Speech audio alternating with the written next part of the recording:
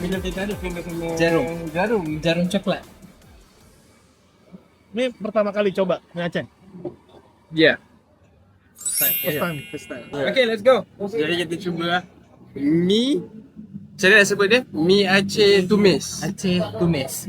Dia ada goreng. Dia ada tumis dengan ada rebus.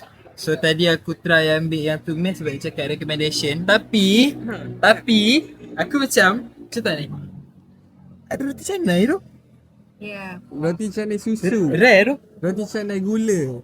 Lepas tu air. Teh tarik. Usually banyak-banyak tempat kita pergi kan. Es jeruk sama Teh manis. es teh manis. So ni macam antara first time lah jumpa kedai-kedai yang Macam Malaysia. So Aceh pun Sikit. macam Malaysia sikit. somehow kan, Yeah. berjiran kan. Okay, makanan dah sampai.